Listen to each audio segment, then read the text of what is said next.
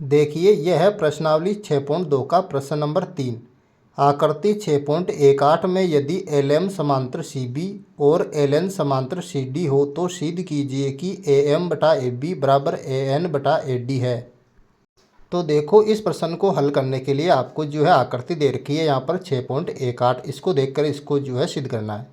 तो देखो सबसे पहले प्रश्न के अंदर दिया क्या है, तो दिया है, लिख लेता हूँ मैं। देखो LM समांतर दे रखी है CB के, ठीक है, और LN समांतर दे रखी है यहाँ पर CD के, ठीक है। ये तो आपको दे रखा है। सिद्ध क्या करना है, तो मैं लिख लेता हूँ यहाँ पर। सिद्ध करना है AM बटावा AB बराबर AN बटावा AD, ये आपको सिद्ध करना है। तो चलो हम सिद्ध कर लेते हैं इसको। यहाँ पर लिखूँगा मैं उपपत्ति, ठीक है। अब देखो आप त्रिभुज ABC में, तो मैं लिख देता हूँ यहाँ पर त्रिभुज ABC में आपको देखना है।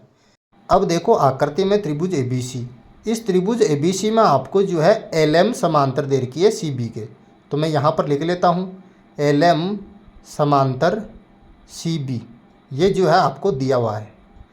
अगर इस त्रिभुज के अंदर जो है LM समांतर है CB के, तो प्रमेय 6.1 के अनुसार जो है इस त्रिभुज की भुजाओं का अनुपात बराबर हो जाएगा, ठीक है ना।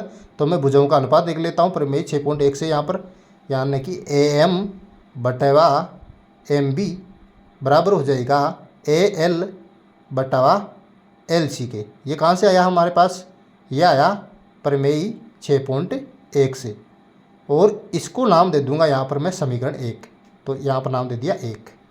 अब देखेंगे हम त्रिभुज ACD में।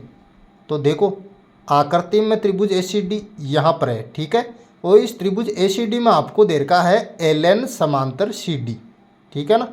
तो मैं यहाँ पर लिख लेता हूँ नीचे LN समांतर CD, ये भी आपको क्या है, दिया हुआ है, ठीक है। अब देखो इस त्रिभुज के अंदर अगर LN समांतर है CD के, तो प्रमेय 6.1 के अनुसार जो है इस त्रिभुज के अंतर्गत आने वाली भुजाओं का अनुपात क्या हो जाएगा, बराबर हो जाएगा। तो प्रमेय 6.1 से क्या हो जाएगा, AN बटावा ND बराबर AL बटावा LC। ये कहाँ से आया हमारे पास, ये आया हमारे पास प्रमेय 6.1 से, और इसको दे दूंगा मैं यहाँ पर जो है समीकरण 2 नाम, ठीक है।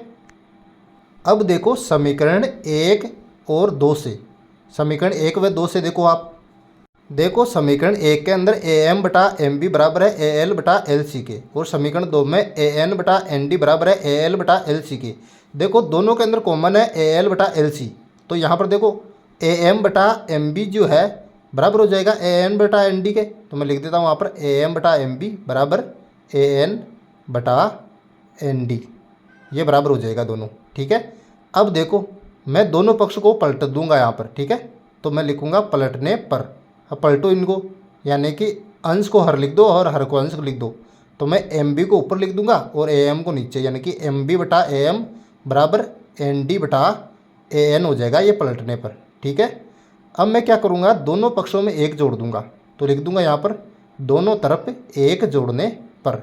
जोड़ो दे के दोनों तरफ 1 जोड़ दो, यानी कि इधर जो है MB बटावा AM में मैं 1 जोड़ूंगा प्लस 1 बराबर, इधर जो ND बटावा AN में भी मैं 1 जोड़ दूंगा, यानी कि प्लस 1 कर दूंगा, ठीक है। अब ले से लो, यहाँ पर देखो 1 के नीचे कुछ नहीं तो 1 है, AM और 1 का मैं ले से लूँगा तो AM ले से आएगा मेरे पास, ठीक है। अब देखो AM का भाग AM में दिया तो कट गया एक बार, 1 को मैं MB से गुणा करूँगा तो MB आ जाएगा ऊपर, ठीक है, प्लस अब देखो 1 के बटे कुछ नहीं है तो 1 है, 1 का भाग दूंगा AM में तो AM बार जाएगा, AM को गुणा करूंगा 1 से तो AM आ गया बराबर।